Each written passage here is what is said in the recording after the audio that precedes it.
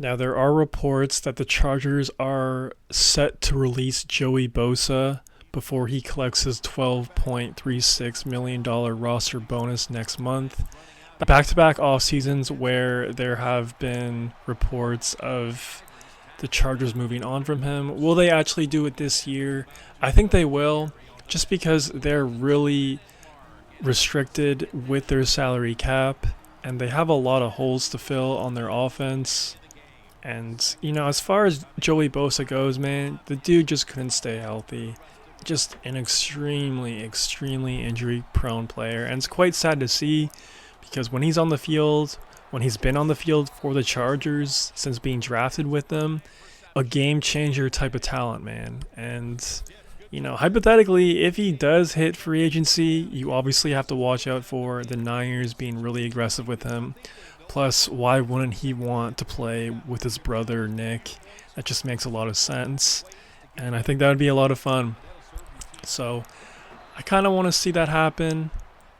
Let me know if you're a Chargers fan. Would you move on from Joey Bosa at this point? Or would you want to keep him for one more year? If the Chargers were truly a Super Bowl contender, I would get it. I would. But I feel like they're a handful of players away from really taking that next step in the playoffs. So it just doesn't really fit their timeline, in my opinion. And like I said, they're kind of in a sticky situation with their salary cap right now, so they have to make some moves. Also, if he does become a free agent, definitely watch out for the Eagles as well. Imagine if Joey Bosa has a full, clean, healthy year with the Eagles, or even if they just get him come playoff time, him and Jalen Carter, just to add another pass rusher, an elite pass rusher to that defense. I mean, come on, bro. We're talking back-to-back Super Bowls, bare minimum, but we'll have to see how it all plays out. Other Chargers news, they are set to play Week 1 in Brazil. The first time the NFL played in Brazil was last year, and it was between the Eagles and the Packers. Pretty good game, and it's set to take place on Week 1, Friday night, directly after the opening game. So I'm curious to see if the field conditions will improve. The field conditions were pretty poor the first time around. Very slippery stuff. And that's kind of why Jordan Love got hurt to a certain extent. Their opponent has not been announced. They're saving it for the May schedule release day. So we have to stay tuned for that. But going forward for the offseason for the Chargers, I feel like this is a really critical offseason for them because they're right there, man. And what Jim Harbaugh did in his first year in LA was quite impressive.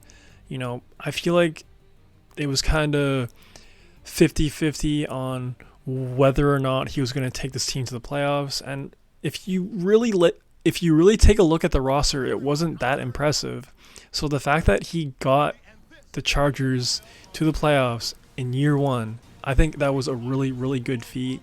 Even though they got blown out and just really embarrassed in Houston, I still think it was a good accomplishment. So I feel like the first priority for the Chargers is obviously to get another weapon for Justin Herbert. Ladd McConkey obviously stepped up and he looks like a legit wide receiver in LA, but they need someone else to step in there and really help out that offense because when they fell down there to the Texans, they just did not have enough firepower to really come back and win a game like that. If they go down by 3 scores, 2 scores, it's hard for them to come back when you only have Ladd McConkey to really rely on if you're Justin Herbert. So to add another wide receiver, Keenan Allen, if he doesn't re-sign with the Bears, maybe a reunion there would definitely be helpful. I'm not sure what the contract would entail, but I feel like there would be mutual interest there as well. Maybe a guy like Amari Cooper, maybe a guy like Chris Godwin, or maybe they'll address it in the first round of this draft. There was a lot of speculation that the previous draft, Jim Harbaugh would have drafted Malik Neighbors over Joe Alt. So maybe this time around he'll opt for a skill position player in the first round. Also, Khalil Mack is set to be a free agent, and I feel like a lot of Chargers fans are kind of mixed on him, on whether or not they want to bring him back. I know he only got 6 sacks a year ago, but still, I feel like he's a good piece on that defense. If the money's right, I feel like it's a no-brainer to bring him back. But if it's not right, I'd be okay with just seeing him walk. I'm curious to see what his market would be like at this time of the year. But you never know, man. Like, hypothetically, if Khalil Mack gets an offer from the Eagles and it's the same price that the Chargers are giving him, kind of in a tough spot. If I was Khalil Mack, I would definitely go with the Eagles, but we'll see how all that plays out. And I just think to help build that O-line and make it one of the best units in the league is definitely a priority for sure. Justin Herbert got hurt last year, and he's really the heart and soul of that team, and it should be a huge priority to keep him healthy.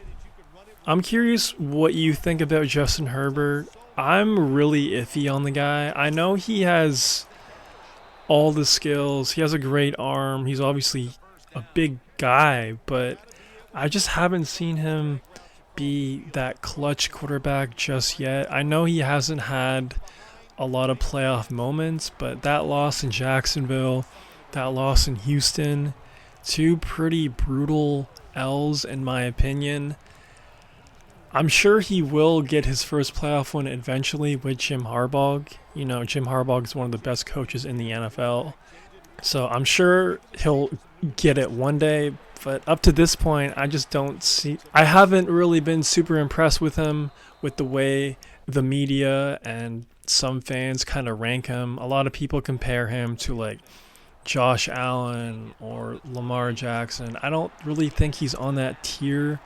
I kind of think he's comparable to Tua right now. I think he's kind of comparable to Brock Purdy right now. I just think he's kind of in that sort of tier of QBs. I don't really think it's right to put him right behind Josh Allen or Joe Burrow or Lamar or any of those guys. Am I crazy? Let me know in the comments below. And yeah, man, I feel like the AFC West is going to be really fun for the 2025 year with the Raiders and Pete Carroll getting involved. And by the way, a rivalry renewed. Jim Harbaugh, Pete Carroll. They used to play each other often when Pete was the Seahawks head coach and when Jim was the Niners head coach. Some legendary games there. So hopefully we can get some amazing games with the Raiders and the Chargers going forward. Really excited to see it. And if you're a Chargers fan, let me know what you would do for this upcoming offseason to help improve the team. Let me know in the comments below. If you made this far, please subscribe and like the vid. It'd help out your boy a ton. That's all I got for right now. Peace. Touchdown, Phil. We'll see if they still have it in them to issue a repeat performance. Well, what you saw in that last drive was everything just came together perfectly for him. The experience of the football team, the talent of the players, and the coaches helped them out, and they got it done.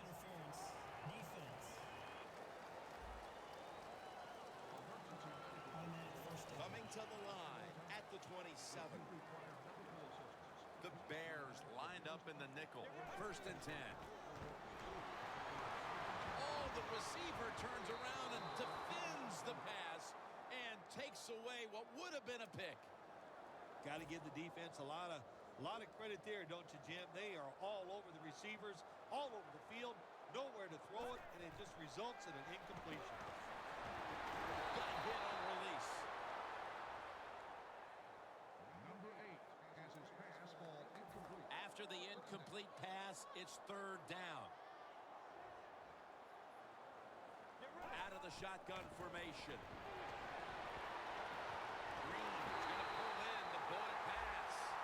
Marquette down for another reception. The Chargers on their offensive play sheet, they don't have many plays for 3rd and long situations, but that is a really nice job that time by the offense, the quarterback. They pick up the 1st down. That'll get you going.